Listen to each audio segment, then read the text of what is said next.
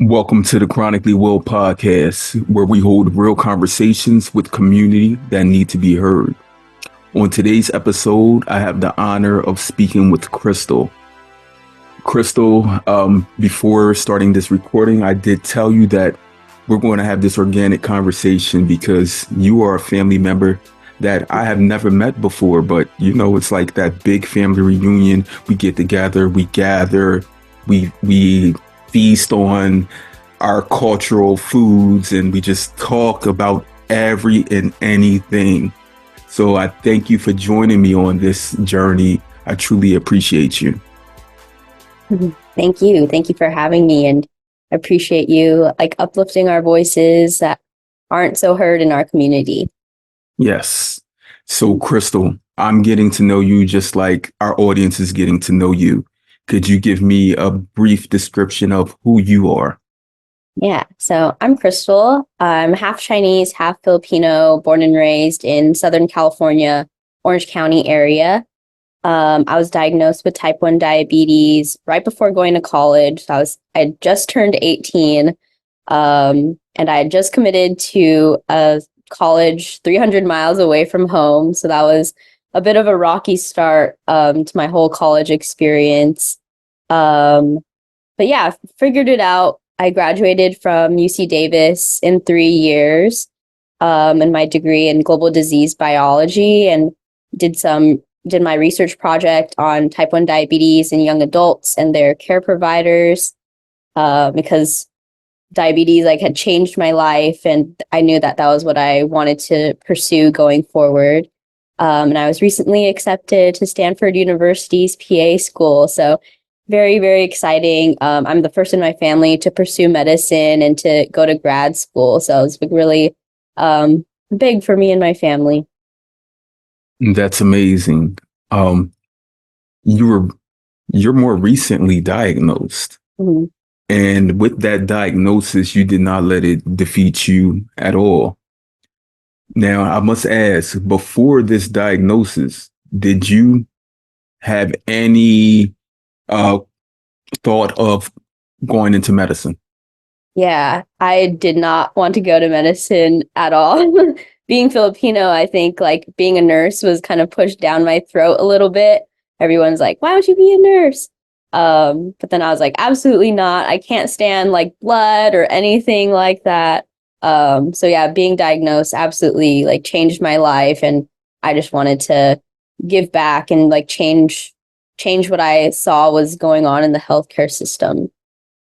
Yes, diagnosed with a chronic health condition in itself, in general, it often pushes us to do things that we once thought were unimaginable, but now they are attainable because we see the doctors, the clinicians, the practitioners, and often we don't realize the many nuances that go through having that career path. And now being diagnosed, we're like, wow, they actually have these miracle hands, and they're doing things that 100+ years ago were, again, unimaginable. And now you, Crystal, get to hop into that realm, and you are maybe the third person I've recorded with that do that. I mean, I think I've recorded with 10 people that work in medicine now, and they didn't even think about it. But I spoke to one person that's working in biomedicine, bioengineering, um, chemical research and disease, different things. And this brought us here.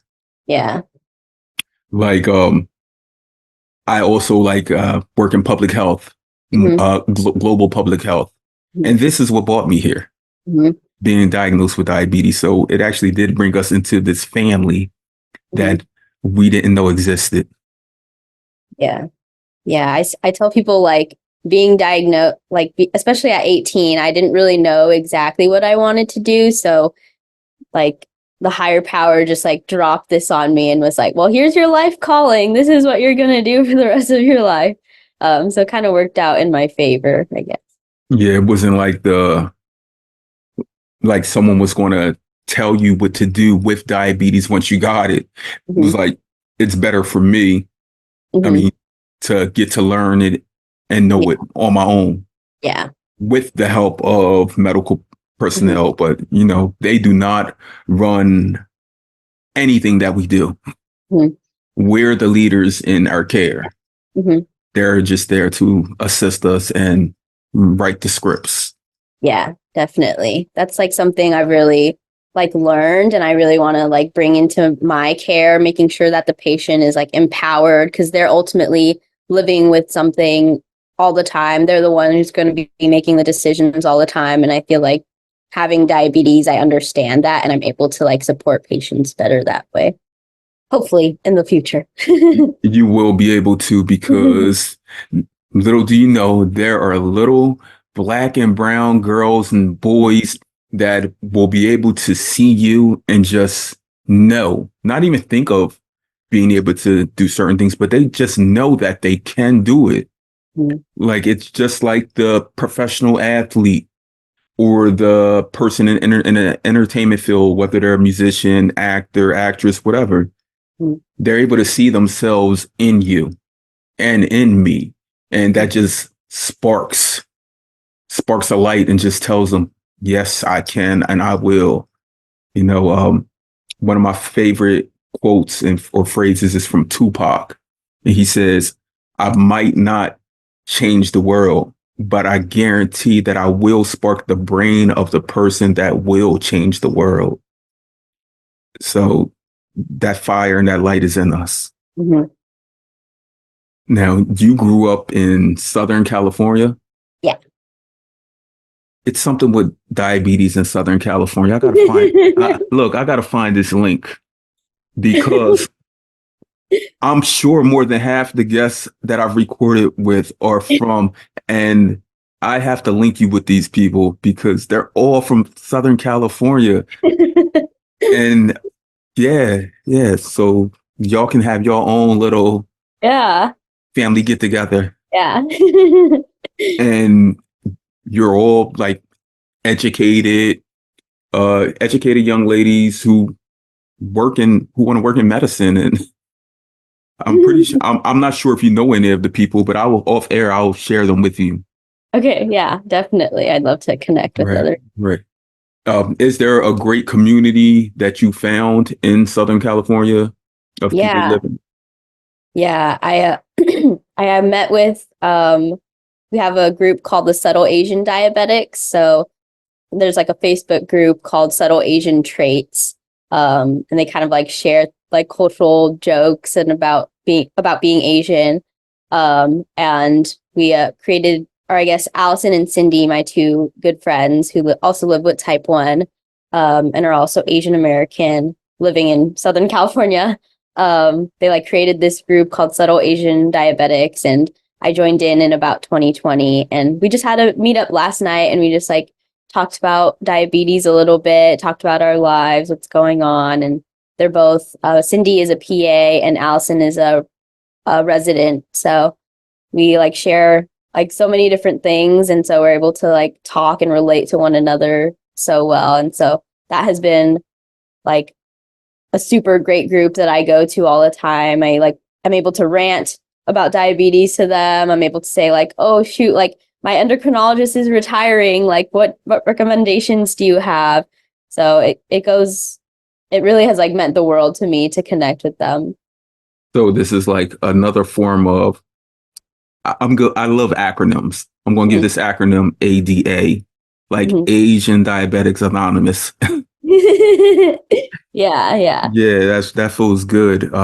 You're able to actually talk about everything, right? And not in, well, I know I've known this like throughout my time living with diabetes, 21 years, that the greatest population of people living with diabetes worldwide is Asian Americans. Mhm. And I don't know what the direct link to that is. Mhm. Have you in your studies found any direct link to that? Yeah, I think there's like some studies, or at least like what I can remember off the top of my head is like we have the highest rate of undiagnosed diabetes just due to the like visceral fat versus BMI. So our BMI can be low, but then our rate or our amount of visceral fat is higher just due to our genetic composition, I guess. And so it's not really because our BMI isn't elevated, diabetes isn't caught as early or as often. And then also like our cultural foods, we have like a lot of rice, so a lot of carbohydrates and noodles and things like that. And then also like the prevalence of smoking, like culturally in the past. But yeah, those are just some things that I can think of off the top of my head. Sounds just like my culture.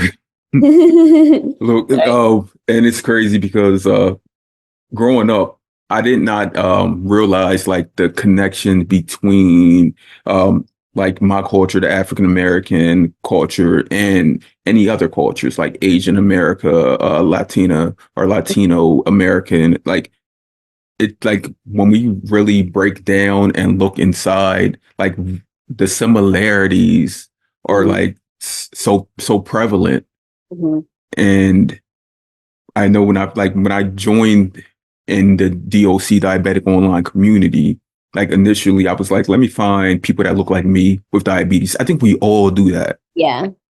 And then I think around 2021, I started a campaign like diabetes looks like who, and I reached out to different people with diabetes. It was like 80 something people. And we Mhm, created like a short video. And then like last year I created one, diabetes looks like who, representation matters. mhm, And I was like, I need everyone that I can find that is a diabetic of color, mhm, because we know that the media does not share mhm.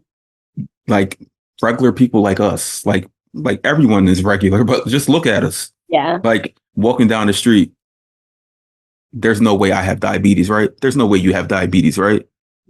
Yeah. It's But invisible. but we do. Mhm, And I wanted to tap more into your background.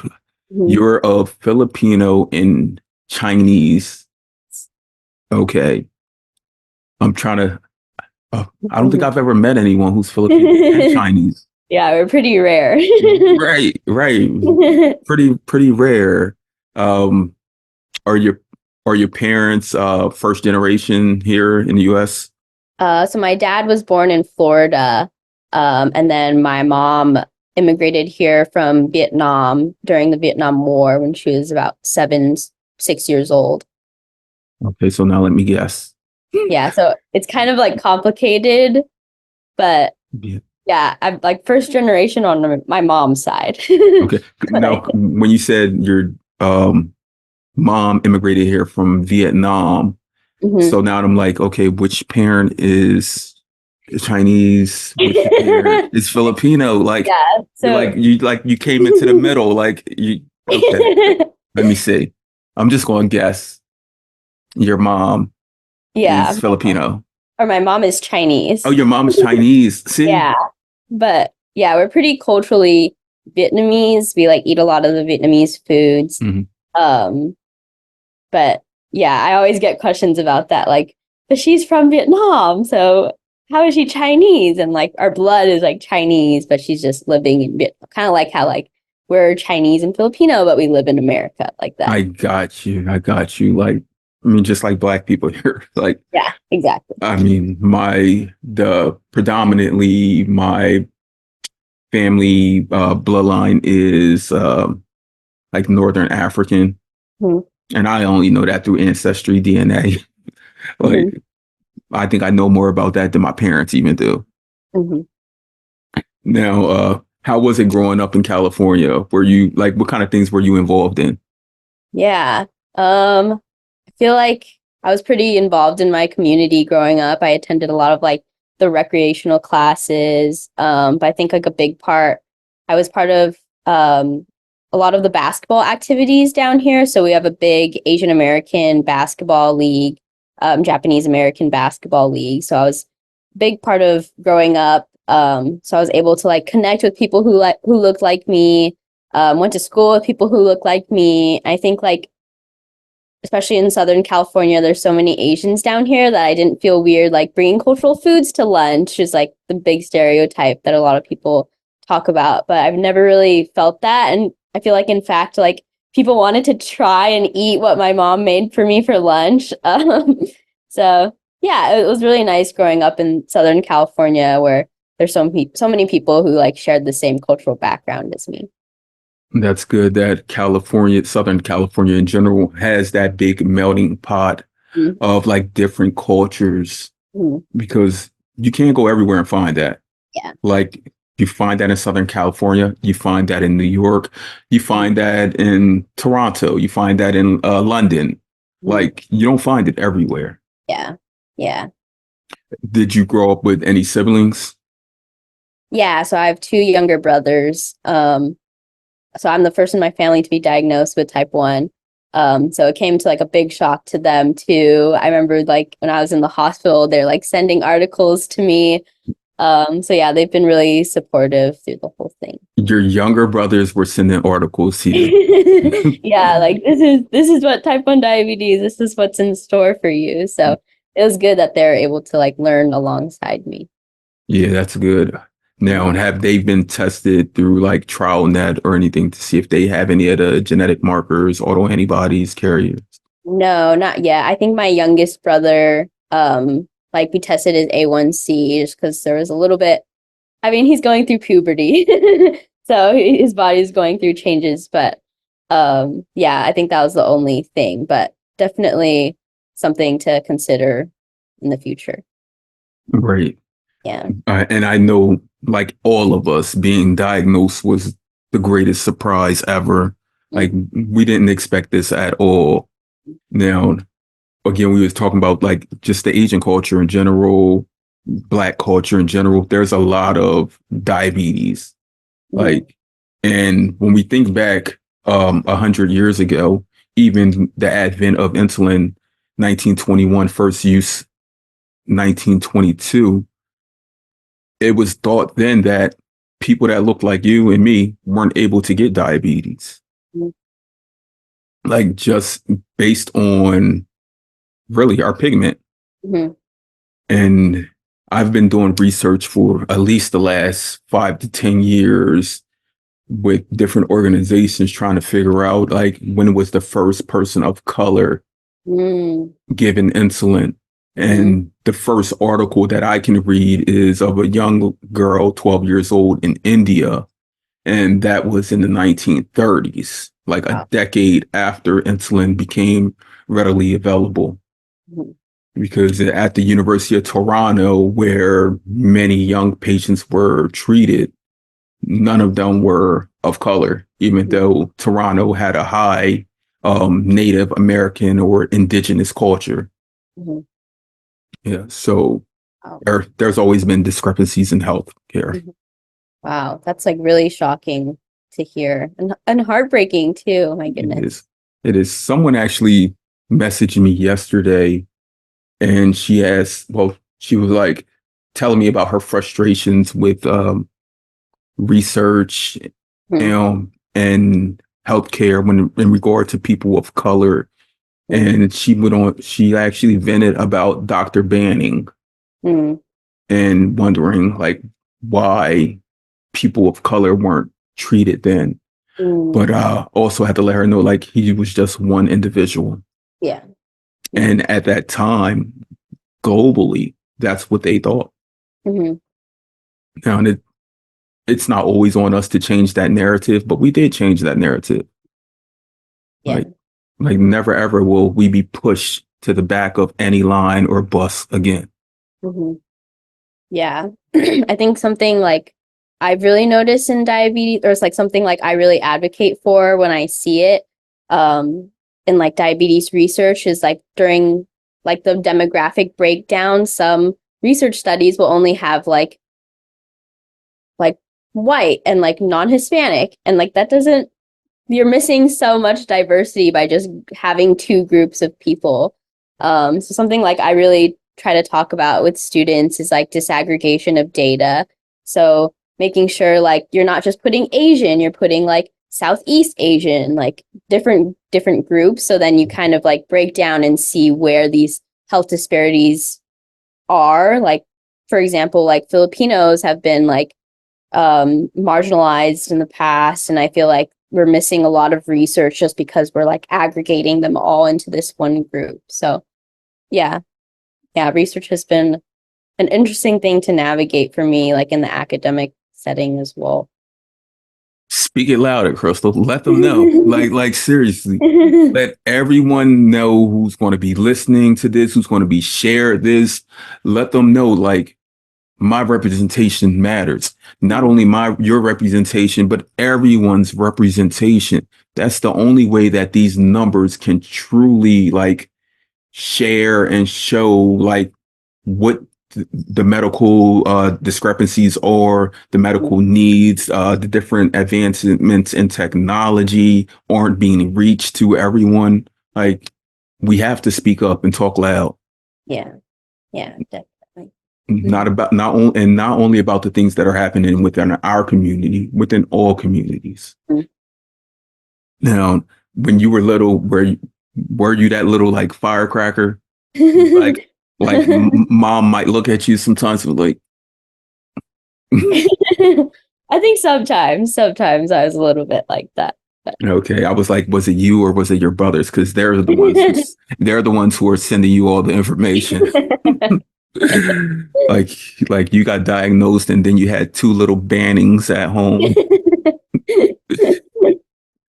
Yeah, I always wonder like, do siblings, because as siblings, like we always figure like we can figure this out. We can cure our siblings of ailments. We're the ones who tell them everything and teach them everything in life. Like if they were like, we're going to figure this out and we're going to cure her like one of these days. Yeah. Oh. Yeah. So when you were deciding on going to school, you said you were going to go how many miles away at first? 300 miles. So from Southern California to like one of the northernest parts of California. Okay. And what changed that? I remember really distinctly actually. I was just like really panicking because I had gotten into another school maybe a few like an hour away from home. And so I was like, shoot, should I go to that school instead, even though UC Davis is like where I was pretty set on and really excited and happy about. And my mom was like, no, like you can't let diabetes stop you. And I think like that has like really pushed me and something like I really remind myself as I like continue on, that like it doesn't stop me and I can still like achieve my dreams like a normal person, quote unquote normal person. But yeah, You are a normal person, not a quote unquote normal person. but yeah, it's something I really keep in my head and really use as like encouragement when I feel down about diabetes. Understood. Mm. Feeling down about diabetes does happen often, and that's more of a, I don't know how do I express this. It's more of a individual thing. Mm. It's not something that our family sees often. They may see it like once every Mhm. 6 months to a year, but truly, it's something that as we live through it, we realize that we deal with it often. Mhm. And many times people want to know and ask, can you explain type 1 diabetes to me? And I often like tell them like, unless you're living in this body Mhm. or you're raising or you have raised someone and taken care of someone with it, then it's like I can't truly explain it. It's like I can't have like someone who has any other chronic health condition.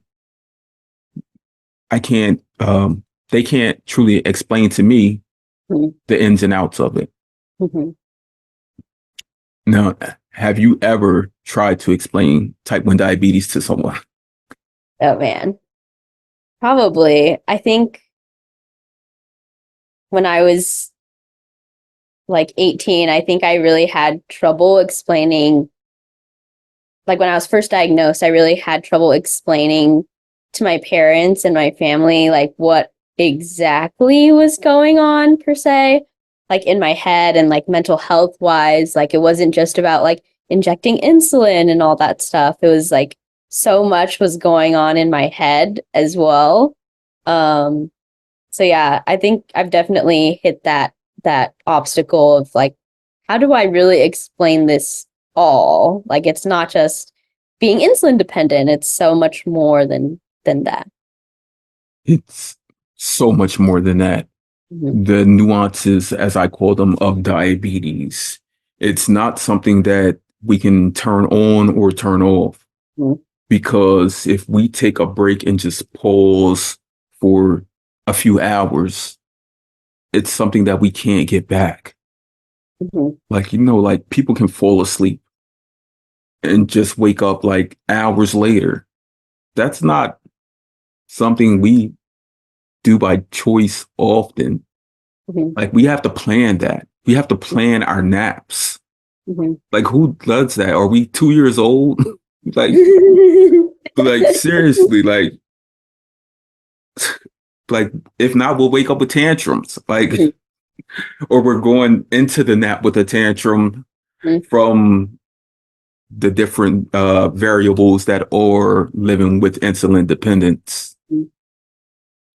Do you remember those days, like before diabetes, where you were able to just freely go about life? Oh yeah. Yeah, definitely. I think like that's something I really reflected on, especially in the beginning. I was like really mourned my old life before where I could just eat whatever I wanted. My life didn't like revolve around numbers and things like that. But at the same time, I'm like really grateful I didn't have to grow up like around diabetes. Um, but yeah, I definitely was like really depressed, I think, at one point. Just like mourning my old life. Like, why do I have to do this for the rest of my life when I was perfectly fine before, perfectly fine, quote unquote, before. So yeah, I definitely went through that. When did you get a true understanding and feel that this was forever? Because the medical teams can tell you, like, this is forever. You're going to have to do this. If you don't do this, this will happen. These complications, the ultimate complication being death. Mhm. The, but I mean, that's the inevitable anyway. But when do you feel as though you truly got that understanding? Yeah. Um, I don't know. Have That's you? a hard question.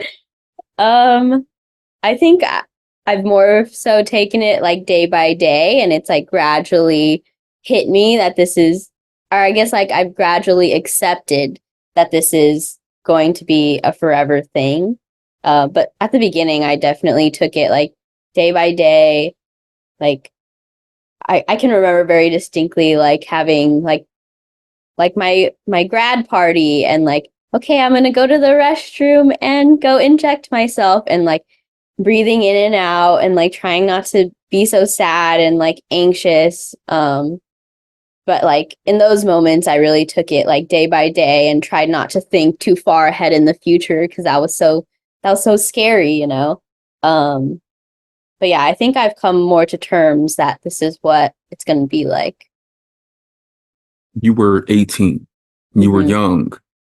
You had just graduated from high school. Had I you was graduate? about to graduate You high were school. about to graduate Yeah. from high school. Like being diagnosed with diabetes, like altered you, changed Hmm. the trajectory of your future in so many ways. It's great that today you're able to stand up, stand loud, and say, I'm diabetic and proud. Hmm. And I'm sure a big part of that has to be you finding community, Hmm. because finding community helps us in that understanding that, I mean, no one wants to be alone, no matter what. And you're not alone now. Yeah, definitely. Do you remember the first time you met another type 1? Yeah. So I'd grown up with a elementary school friend who had type 1. So I had connected with her through our moms. Our moms always talk, you know. So I'd connected with her a little bit. But I think like what really like changed and like got me involved in the community was the Diabetes Link, or the College Diabetes Network. So when I was freshly, like I think a few weeks into living at the dorms at college, I like looked up like college and type 1 diabetes.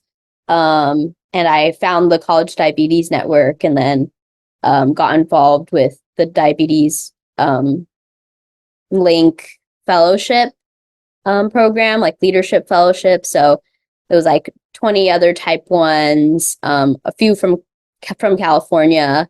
And so I was able to connect with them online. And then I got involved with Children with Diabetes Friends for Life, which really absolutely changed my life. I went to my first diabetes conference 2 years after diagnosis, and that lowered my A1C by like 3 points. Just by going to that conference. It wasn't about changing anything. It was just by meeting other diabetics and feeling motivated to actually take care of myself, and being able to say like, oh, like this is my insulin pump and this is my continuous glucose monitor, and having that confidence just absolutely changed everything for me.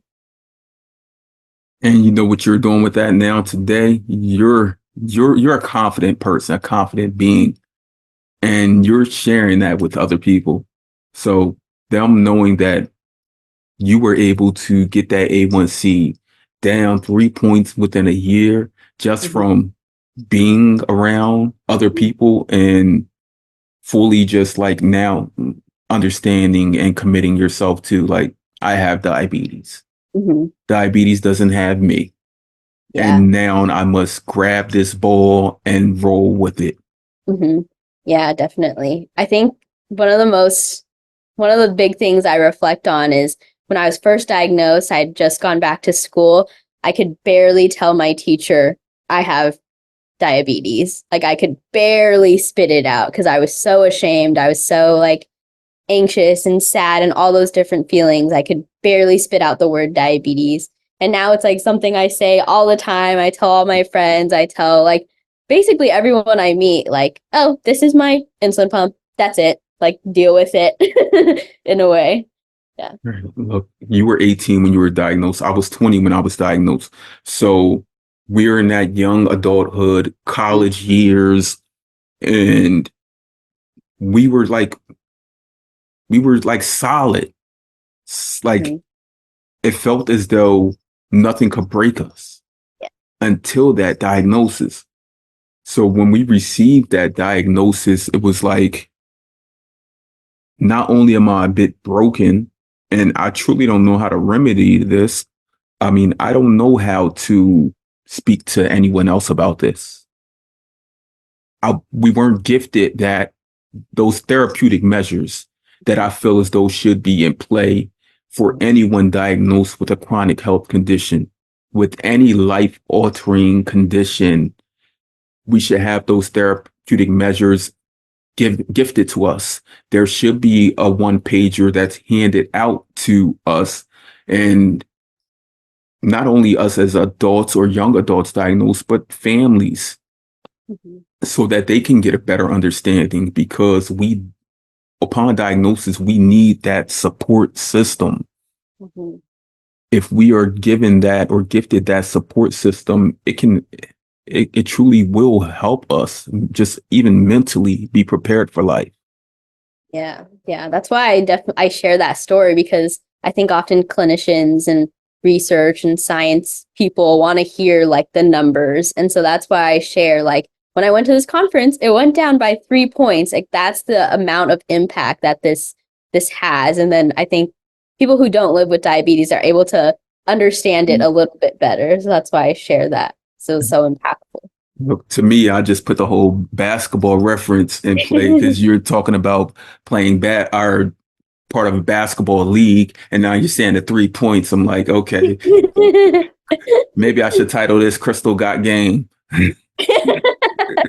No, you were saying that previously that you were the first person in your family that you know of that's been diagnosed with diabetes? With type 1, yeah. Type 1. You have a family history of type 2 or other diabetes? Yeah, so my grandma on my dad's side has type 2, but other than that, that's it. Does she use insulin? No, Okay. Now, do you have any other autoimmune conditions? no, just the type 1. No RA, Nope, no celiac, Hashimoto's, nothing. nope, nope. Yeah. I wish I could say the same, but I'm 21 years into this, so Mm, they say it usually comes in threes. yeah. Look, there we go. All about game again. I wish it came in nuns, like none. Now, what kind of technology do you use to that? Yeah, I'm on the Dexcom G6 and then the Omnipod 5. Okay. Yeah. Yeah. So, Twinning. oh, perfect. Yeah. Yeah, I love the closed loop. hmm Now, what do you keep your settings like lower? Like, I know with the Omnipod 5, like 110, 110, like 110 is the lowest you can go on there. Mm. I I think I'm at 12, maybe. Yeah, Okay. 12. Now, is that the first technology you've used? Yeah. So my endocrinologist, my first endocrinologist I was actually just talking about this with my diabetes friends. She had put me on the Omnipod right away. She didn't really ask for my opinion on a tubeless versus a tubed pump, but was just like, I'm gonna put you on the Omnipod because you're not used to having tubes. So I was like, okay. So yeah, that was kind of like, so I feel a little bit stuck to Omnipod because it's the only thing I've ever known. Same. So we'll see. Right. I mean, who's used to tubes? Yeah. Like when you said that, like she was like, because you're not used to tubes. I'm like, who's used to tubes? Like I remember when I first transitioned to a pump and going into the training because they knew that I had already worked in like public health, especially like with people with type 1 diabetes. And they were like, I don't think you need any of this training. They actually asked me to come in and start helping train like patients. Wow. Yeah. And I mean, it was something I did for a little bit. Mhm. But yeah, they were like, you're so active and doing this and that. They're like, you already know what pump you want, don't you? I said, there's only one option. And they were like, and then we both like were like Omnipod. But I don't, maybe one day I'll try a different pump. Mhm. Maybe like I was thinking like Beta Bionics pump, if they are able to bring that target A1C down to the 5 to 6 range. And they've just put out word that they're going to try that dual hormone with the glucagon and insulin. Mhm. So, I mean, like that sounds amazing if they can get it to work right. Yeah. Yeah. And I've been following that since 2016, I believe. Wow. There was a TED talk on it back then. Mhm. Yeah, so I mean, if we can, because we take insulin, man-made insulin all day, every day, like we need it. Yeah. Now, if we could have that counteracting glucagon that prevents the lows, Mhm. but at the same time, we will need the bolusing to be able to like not only micro bolus, but to give like full corrections because that glucagon Mhm. will be bringing us down fast. Yeah. I mean, bringing us up faster so that insulin we will need to counteract that. And that's Yeah. something I'm going to leave up to you to figure out. So, with your global disease and Mhm. biology. Yes. That, Yes. so what is? I hear the degree. I hear what you're like. What do you actually do? Yeah. So it was very public health, which I really, really enjoyed actually. But it talks about like the intersection between like animal health, human health, and environmental health. So yeah, I kind of like got a lot of like different diseases that are happening all around the world from like in plants, in humans, in animals. I got to take like a fungi class, which was really interesting. But I think like I had initially wanted to do like environmental science or something, but having that like very general major allowed me to like kind of like test the waters if I wanted to go into healthcare, if I wanted to go into veterinary. So yeah, I really enjoyed the major, and the public health aspect of it was really, really fun and good. Yeah. Do you think you'll stay more so on the research side? Um, we'll see. I'm really interested in research and like type 1, like psychosocial research, I think has been really interesting to me. So we'll see. We'll see where it goes. Once you break the type 1 ice, like seriously, like this is all we really love to do. Like, I mean, I love some sports. I've always loved them growing up. I love like art, like I'm a master visual artist. I love to teach. I'm also an educator, but diabetes research is second to none. And I know that it could be a big headache for like our family and friends and like something else more like can't you research something else? Like why? Like I'm trying to help me. Yeah. And I mean, once we tapped into this diabetes things, it's like we're a gang, like we're in this forever. Like blood in, blood out, like seriously. And like I can see it within you. Just you when you speak about diabetes and you were talking about like earlier about your friends and family and everything, like diabetes may have altered us, like I said previously, but it also altered us in a positive way. It's given us more drive. We were able to truly identify our purpose and what we want to do that's meaningful. And we know the incremental and measurable steps to get there because you did not know, like at 18 pre-diagnosis, that this is what you were going to go to school for. You had like an abundance of things to choose from, right? Yeah, I like really had no idea like what I knew like I was interested in biology and the sciences, but what exactly was the big question. And yeah, being diagnosed was just like, okay, I'm gonna guide you on what you want to do. So just really gave me my passion. Passion. You got right to where I wanted to talk about. Like even beyond diabetes, what are some of your passions, some of the things that you truly enjoy today? Yeah, so I ran my second half marathon on Sunday. And we gotta get you signed up for the New York Marathon. I know. I'm trying. But yeah, that has been a lot of fun. Yeah, I also do Tahitian and hula dancing. So it was my grandpa's 90th birthday, and I performed for everyone there. But yeah, I did it in elementary school and then got back into it in college. So that's been another good thing to stay active a little bit. But yeah. So you're not only doing research and studying, but you're having fun. You're enjoying life. Yeah. And you've always enjoyed life. Yeah. Diabetes has not, it has altered it, but it hasn't stopped it. Right? Yeah. Now,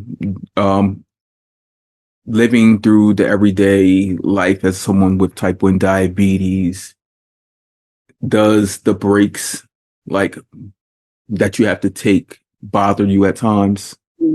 Yeah, I think I went for a run the other day and I had to stop because my Dexcom arrow was double arrows down. And I was like, oh, dang it. Like I really wanted to like finish this full mileage all the way through, but I gotta stop. I can't just ignore it. So yeah, it definitely like bothers me and is like frustrating at times, but at the same time, I like to like give myself a little bit of grace and say like, thank you for my body.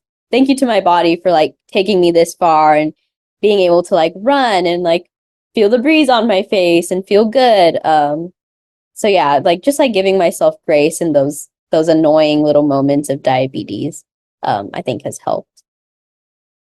I want to expound on that. Hmm. Thank you to your body for giving you grace. Hmm. Now, so many people talk about how much they hate diabetes. I mean, I think we all have had that moment, even if that moment lasted for 10, 15 years. And some days and nights it pops up and just triggers you because being diagnosed with a chronic health condition is a traumatic experience in itself. Now, how were you able to today thank be thankful for your diagnosis? Yeah, I think like I'm I think still am grateful that I'm able to like walk every day. I'm able to like feed myself and like my body is still able to do so many different things even though it can't produce insulin anymore. So really like thinking and like holding that gratitude for the things that it is capable of doing rather than focusing on like the deficits, I think has brought me a lot more peace. Do you feel as though you have a better understanding of your body and nutrition and diet and exercise, all of those things today? Yeah, I definitely feel like more in tune because I think right before I was probably in DKA for a long time prior to being diagnosed. And I just remember feeling so terrible and like I didn't know what was going on. Like I was like, maybe this is puberty, maybe this is just the way my body is now. I don't really know what's going on. But I was like really mad all the time and frustrated. Um, I think I just felt disgusting all the time. So um yeah, I definitely feel like I'm able to like tune in more. I'm able to know when my blood sugar's high now. Um, and just like understand like when I have these mood swings, oh, my blood sugar's high or my blood sugar's low. And just like giving myself like some grace and like understand that that's like this is not just like I'm not just a mad person. Like it's because I have this thing going on in the background. Right. You have it's a hormonal imbalance, Hmm. and we're actually taking a man-made hormone Hmm. to try and balance that out somewhat. Yeah. But we don't produce the other hormone that will counteract that. So, like I previously mentioned, that dual insulin pump that has both glucagon and insulin could be Hmm. better for us as a community moving forward. Um, because technology has extended the lives of people Hmm. in general, people living with type 1 diabetes, because again, 1922, before Leonard Thompson, there was nothing. Yeah. Just to think about like our cultures and where we come from, where um, like our heritage, our descendants. My family was not rich. We Hmm. did not have wealth. We weren't middle class either. We Hmm. were below that. And just to know that there were so many people probably in our family that probably went undiagnosed Hmm. and passed. So many people from underlying circumstances, marginalized communities, even today, Hmm. that go miss or undiagnosed because of the disparities in healthcare. Hmm. And I ask you because you're someone who works in the field that's just trying to help better understand and communicate this with people. Uh, do you have any guidance or measurable steps or anything that someone from, say, like a marginalized or disenfranchised community could use? Yeah. I know there's like the diversity in diabetes has been a big game changer. They did some research with historically Black colleges, which was really cool. They were like, they had like a big grant that was able to like propel them more. Um, what's the other? There's another group that I can think of. Mutual aid diabetes, I know is a big community out there. Um, but yeah, I think that's like something I really think about and consider when I'm talking about my experiences. I'm talking so that other people who look like me feel like they can talk about their lived experience too, and they can like reach out for help and feel like they can talk about diabetes and having a chronic illness. So something like I really think about in my head too. Yeah, I commend you on that, because as people living with this chronic health condition, it can be hard on us Hmm. to know that we're able to access certain things in care and other people can't. We question our own ability to do that at times. And also, everyone doesn't have the same lived experience in the communities that they've grown up in. So they may not see someone with a CGM or insulin pump. Mm-hmm. It may be stigmatized to a point where an insulin pump is known to them as, oh, that's a bad diabetic because you're using an insulin pump or a CGM. Now, there's so much, it's not on us to break that down, but just us living with it and being able to share even to one or two people, it's more so than not sharing at all. Um, and how, like, I've often asked, and I've reached out to so many different organizations, because I mean, I may be pulled in and asked to be a part of or join certain communities, but I'll always state that if you're going to ask me to join, like, I'm not going to do it unless I can bring 5 or 10 other people that look like me along this journey. Mm-hmm. Because if you're asking for my presence, then we can make greater strides with more people. And like many of the conferences, have you ever you've been to or been a part of some conferences?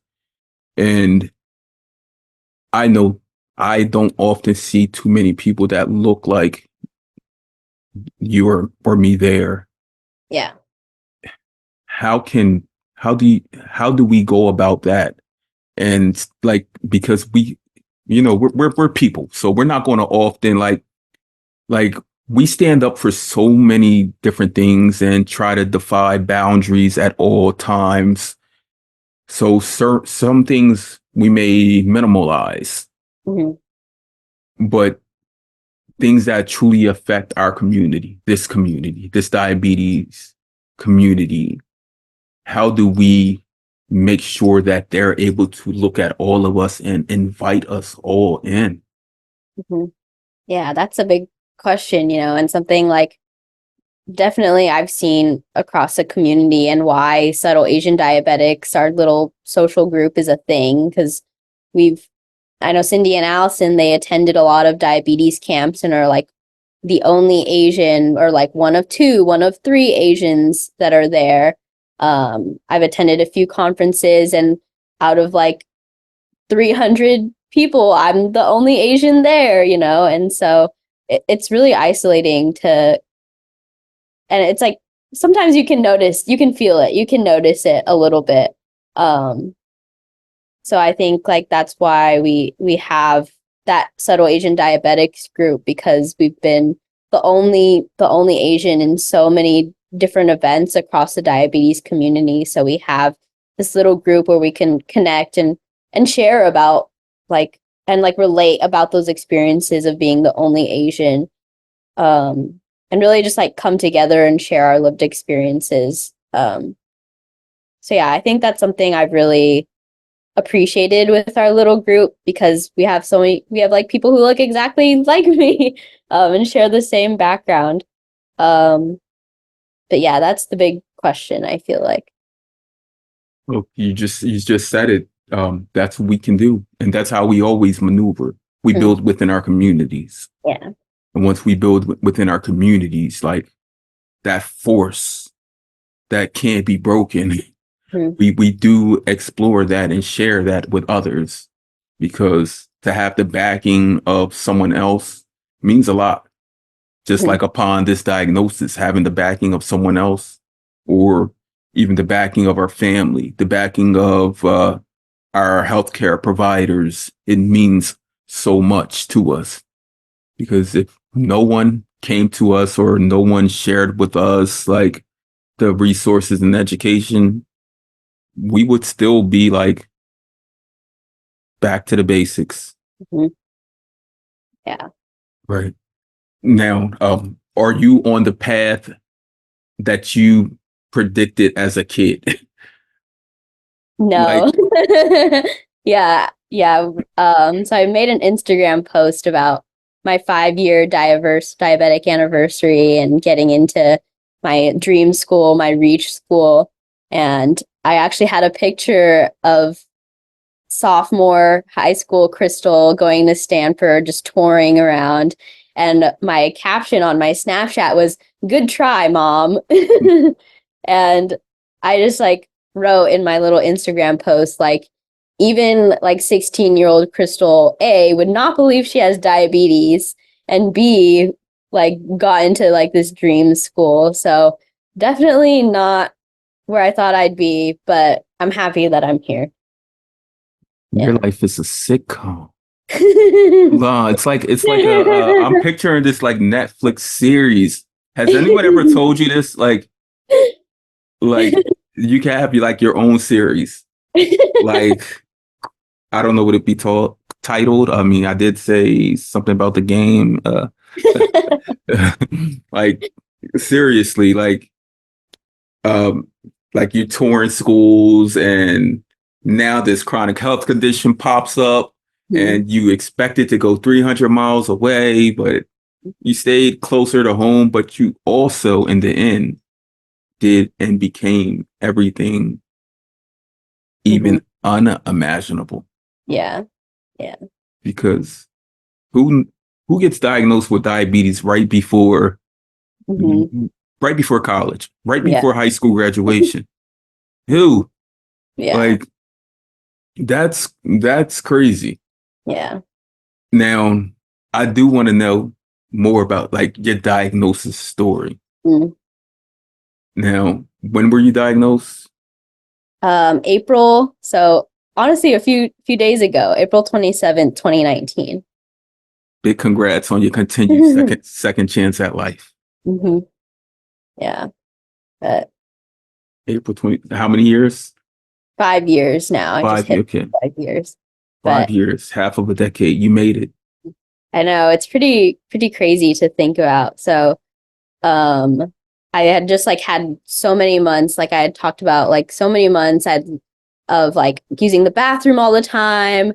My like government teacher in high school called me the bathroom girl because it was after lunch, and so I would use the bathroom like twice, like during that class period, and he'd always say like, "Again, you need to go," and I'd be like, "Yes, I need to go bad."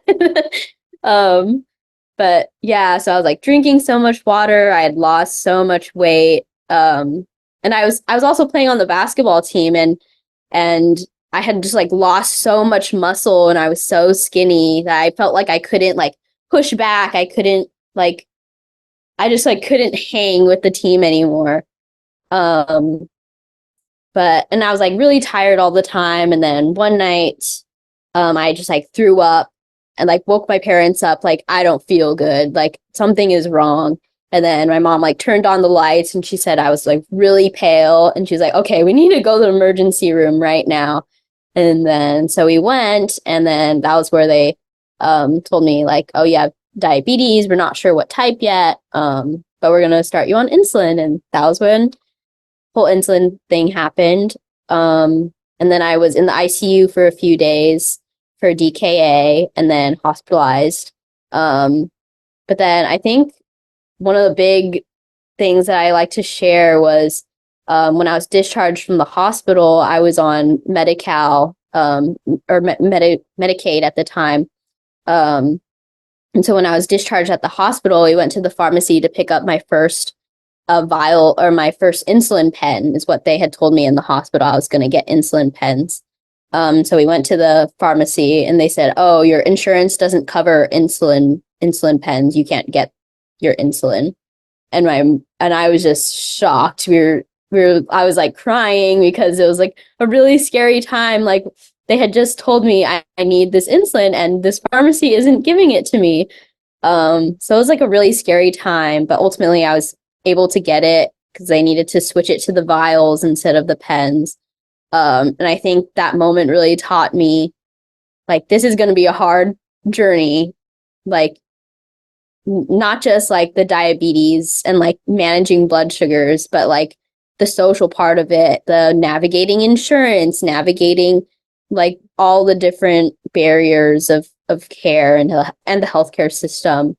But yeah, I think I like to share that part of my diagnosis story because I think it really changed my view of what the road was going to be like ahead. So you went to the pharmacy, you said, and they weren't trying to give you your insulin because it was prescribed in pens. And instead, luckily, that pharmacy technician, whoever was able to like see that, okay, we can just change this to the vials. Yeah, so they had to like call the doctor who had discharged me, and it was like a lot of back and forth. But yeah, it was like a really, really scary moment for us. Yeah.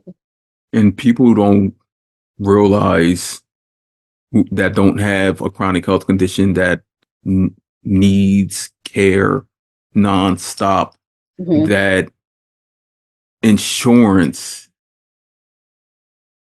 is like a make or break.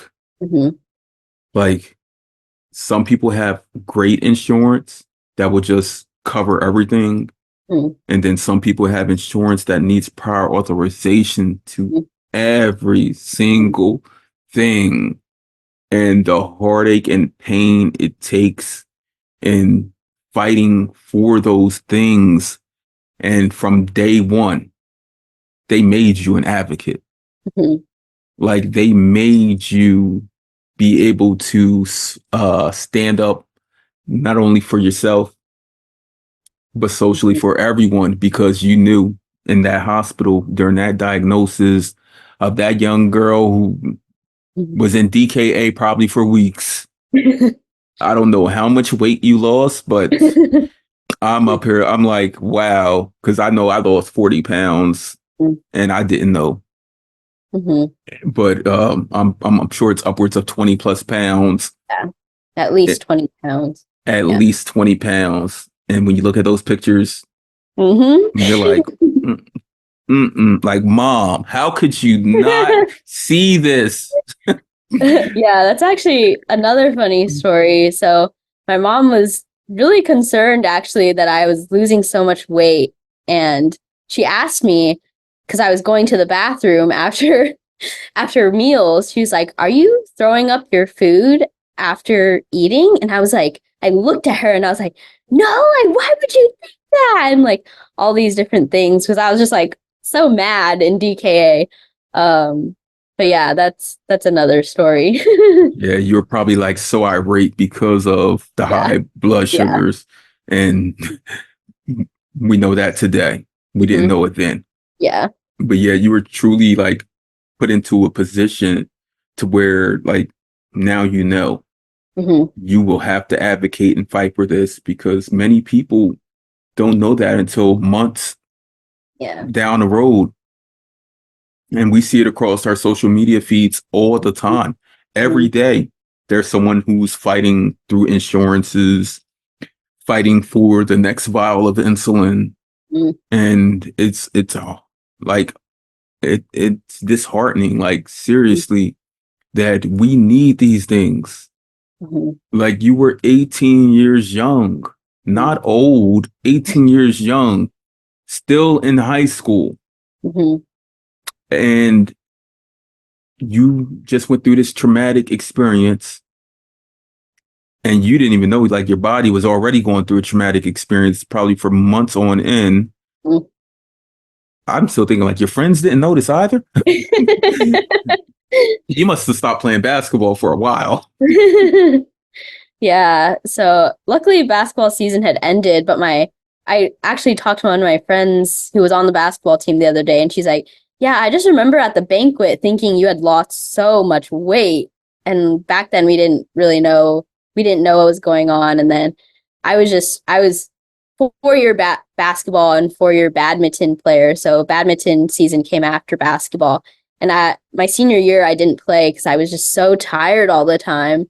And I was like, I need to sleep. Like, I can't study, play sports, and sleep enough. So I quit badminton. But yeah, it's something I think about a lot. And you're never going to get a nap like that again. Like, I think they like the diabetic gods do that on purpose. Like, why? Like, why do y'all do that to us?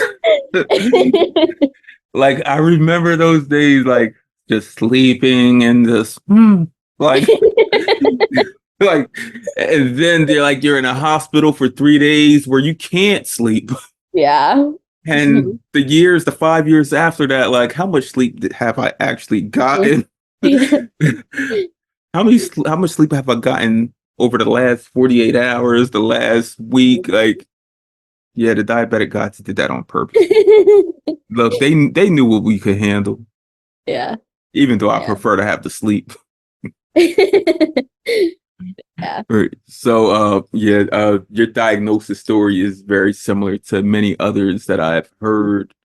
Mhm. And just to know that you were in DKA, which is diabetic ketoacidosis, for anyone who doesn't know, like it is maybe the greatest complication next to the inevitable, which is death, because diabetic ketoacidosis is when your blood sugar is rising to like gets so high that your blood becomes acidic, and that leads to all these other complications that will truly like just shut down every functioning organ, Mhm. like even your brain. Like that's why we get so irate and angry. Like it's really altering your mind. Mhm. And people not living with this and not researching it like we've have and dug so deep into it, like they don't know this. Even Mhm. people that live with type 1 diabetes, many of them don't know about the different variables that exist. Like it's like truly like there's no limit to the variables of diabetes. Mhm. Yeah. You know, being 18, when you were out of school for a few days, right? Yeah. Yeah. And you got back to school. Hmm. uh, I push for this, that the schools and that the medical teams can somehow get together Hmm. to be able to communicate with the student body, the staff, the faculty about um, the changes in a person with a chronic health condition, instead of us always having to fight for everything. Because as we live through this and live with it, that can be like near impossible, Hmm. especially upon diagnosis. Hmm. And then we think about the social aspect. Hmm. Someone in the school knew you had diabetes before you got back there. Hmm. Many people in the school probably knew. Hmm. And that wasn't something that you told them. Hmm. That should have been something that was left to you and your family. Hmm. Now, do you remember that day you stepped back into the school? Yeah. Yeah. So I was a AP student. So I just remember telling my teacher, like, I don't think I'm going to take the AP test because I haven't been able to study because I was in the hospital. And then like barely been being able to say like I have diabetes. Like I think like diabetes in my head had so much stigma around it, and like to say that I like had it was just like I could barely spit it out. So yeah, that was like a really difficult time, like trying to still keep up with academics while being out for, I think I was out for a couple days.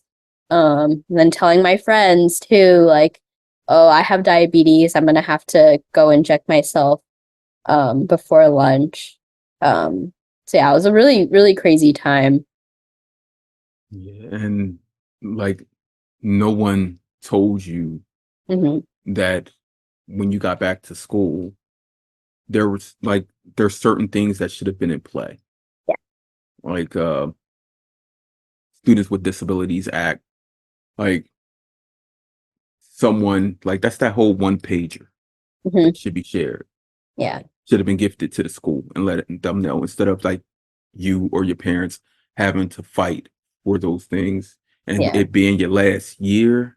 You were Hmm. down to your last what month or Yeah. so of Like school, like few weeks. Yeah. your last few weeks. Yeah. I mean, there were still finals. I don't know if you had to take finals or not, but you should have been able to get whatever resources were available so that you could be at your best. Hmm. And I'm not sure if you were able to get any of them. And going into college, Hmm. were Yeah. you were you able to? Yeah, yeah. Luckily, I had saw that I could get academic accommodations on the diabetes link website. And that was like when I was like, oh, I can get those. That's kind of cool. So I'm like very blessed that I even came across that because otherwise I would have had no idea. And then yeah, I had my academic accommodations and I'm meeting with the academic accommodations office later today for grad school. So yeah, it's been a real game changer to have that resource and to know that I have access to that resource in my head. Yeah. Because as people living with type 1 diabetes, yes, we are able-bodied. We're able to do a lot of things. We're able to do everything, Mhm. but we are not able to always do it at certain times. Mhm. Like it's a true disability. Mhm. Like we're not fully not able-bodied, but at any given time, something could occur that Mhm. makes us take a seat back where other people can just fight through it. Mhm. Because mentally, we try to fight through everything. Every person I know that lives with insulin dependence has gotten a blood sugar that was the low, and they've still gone, like, still continued on moving and doing things until Yeah. they couldn't do it anymore. Now, has diabetes affected you in relationships as far as friendships, family, dating, things like that over the past 5 years? Yeah, definitely. I think when you mentioned friendships, I think back to my high school friends. I pricked my finger in front of them for the first time. And one of my friends, she's very scared of blood. And so she was like freaking out when I pricked my finger. And I think that was like a big intro to me, like, oh, some people can't handle this, I guess. So yeah, that was like a really like almost isolating time, I think, a little bit, because that like freaked me out and was like, oh, should I not inject in front of people? Should I not prick my finger in front of people? Should I not have my devices out? So yeah, it's definitely affected my friendships. But I also have like really supportive friends who like ask me about it. They follow my like diabetes advocacy Instagram. They like ask me about the research. And they're like interested in learning more, which has been really encouraging, and I'm lucky to have such supportive friends. And then relationship wise, I so I've been dating my partner, my boyfriend, for 3 years now, and so I was still pretty early with my diabetes when we met, and so I didn't really know how to drop it on him that I had diabetes. So I think when like one of our first few dates, I just had like my CGM out, and I think he kind of got it then, so I didn't have to like say it out loud to him. Do But you yeah, think he knew what a CGM was? I think he kind of knew something that I had It diabetes. was something. Yeah, yeah. So, but yeah, ever since then, like he's super supportive. I honestly think he knows more about diabetes than my family does because I share it a lot more with him. He also like follows my Dexcom, so he's like able to text me when he's at work, like, "You're going low, like make sure you eat a fruit snack." Um, so yeah, it's been really nice to have such a supportive partner as well. Yeah. That's amazing that you have those relationships. Would they consider the partner type 3? That's what they're Mhm. considered. Yeah. And I know equally like my wife, the first time I ever had a conversation with her on the phone, some, I don't know, 12, 13 years ago, Mhm. um, but one of the first things I said to her was that I'm a type 1 diabetic Mhm. because I just had to break that ice.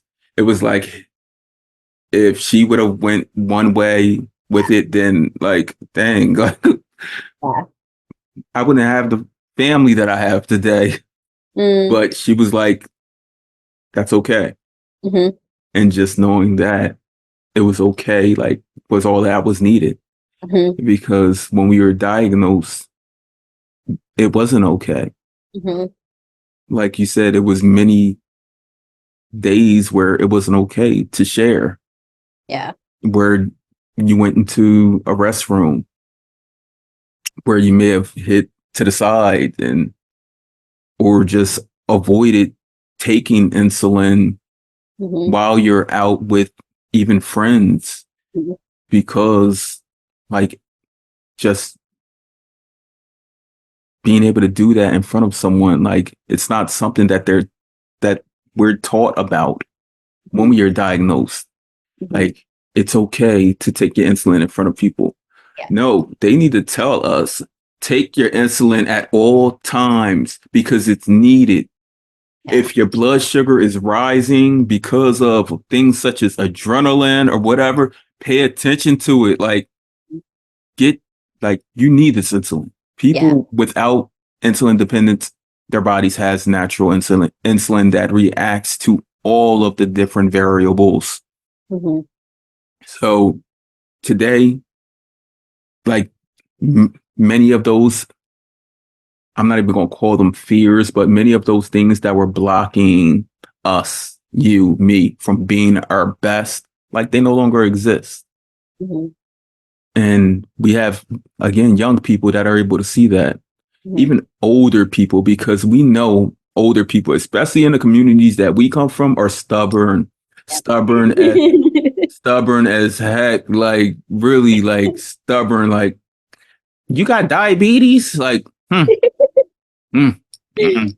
Like they look at us like you, why you got diabetes? I don't know. The diet god said, give this person diabetes because they're going to change the world. Yeah. Yeah. This crystal's going to change the world. That's why they gave her diabetes. Seriously. And in 5 years, you're doing, just think about like the research into diabetes pre 1921. In the 5 years since you're diagnosed, you like, just think of all that you've done compared to back then, compared to that first 50, 60, 70, 80, 90 years of people being able to be treated with insulin. We've come a long way. we're able to break down and share with other people all of that research, all of our studies in our communities where it truly will matter and affect people moving forward. And I say that just to say, like, Crystal, if no one has ever told you, like, Crystal, you're doing a good job. Oh, thank you. I appreciate You're doing a good job. that. And keep on doing it because, like, I didn't know about the communities, like the subtle Asian community. I did not know about that until speaking with you. And before we got on, I actually glanced through our notes and I saw you had put that there. And I was like, what is that? But it was like the first thing you came out with it and said, because it's showing that it's something that you truly care about. Not sympathy, but empathy. Like, it's true to heart, true to acknowledging, bettering, and just guiding a community to do better and be better. And I truly love that. Thank you. I appreciate that. I do it for our community and for generations that are to come. Mhm. So what I always like to think about. Right. Now, and I must ask, have you ever, I mean, it's been 5 years, so I mean, still you're breaking toddler age of diabetes. Like my diabetes turned 21 this past year, but yours is breaking toddler age. So I know you have had to think of this, and more recently than I. Do you ever think of life without diabetes? Oh, yes, definitely. Yeah. But I think sometimes I think about it like my life is a little bit better. Like I kind of like it now than what an imaginative future would be without diabetes. Um, but yeah, I definitely like reflect and like wish I didn't have to like think about carb counts all the time, like think about numbers all the time. But I think like diabetes has taught me so much. And I've like met so many amazing friends and community members through it that I'm like grateful at the same time. I'm able to like have that gratitude for this different life path that was in store for me. Right. And you're so young into this diagnosis. Even though it probably seems long to you. Like, I haven't slept in 5 years. Like, you've been like the opposite of hibernation, whatever that is. Like, I'm so grumpy. Like, but you're not. Look at you, like you're vibrant and you're doing everything you can to continue bettering the communities. So I must ask, on the day, not today, maybe not tomorrow, but I'm sure you can see it in the future because, like myself, like, you're a research giant. Like, this is what we do. We follow every article, and the day a cure is here, Crystal. I mean, a cure, not something that can be retracted. Yeah. Like, it's here and it's forever here. And we see other people and they're living these long, healthy lives without having to inject insulin, give glucagon. On that day, you find out like diabetes is cured. And you look across your social media feeds, everyone's like, Crystal, you got diabetes? My diabetes not working no more. Like on that day, when you find out that our diabetes is not working anymore and it's gone, what do you do? I think I'd go for it. I think like, yeah, I think it's changed me enough, but I still like, I still have, I know like, even if I don't have diabetes in that future, like I still have that community behind me. I still have these life experiences that can't be taken from me, you know. So yeah, if it can prolong and lengthen my life and I'm able to like spread the word and like continue to do what I like to do, then yeah, I think I'd go for it. Look, I'm curious to see what other people say to that.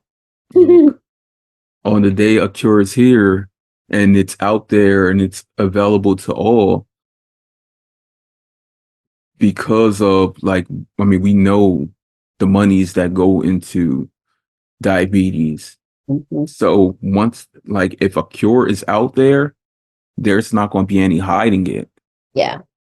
So all of the pharmaceutical companies that benefit so Hmm. proudly and greatly from diabetes, they're not going to be able to deny it. Yeah. So there's not going to be any going back on it. So I mean, everyone's going to have this cure. Hmm. Yeah. Everyone's going to have to. And on that day, I wake up, I will send you a message and everyone else a message. Yes. First, just saying thank you and letting you know, like, our time here is not done. Mhm. Diabetes may be cured, but we still have the next thing to fight, just like we have with our communities, our cultures, forever. Mhm. That fight is embedded in us, Mhm. and it was embedded and instilled in us before we were even thought of. Mhm. So this fight along this journey, Crystal, Mhm. I truly appreciate you for joining me on it. Thank you. Thank you so much for having me. This is such a good conversation. I'm happy to be here. Mhm. Thank you. On that note, Crystal, thank you for joining me on the Chronically Well podcast, where we hold real conversations with community that need to be heard. And Crystal, you are someone that needs to be heard. Thank you. Thank you.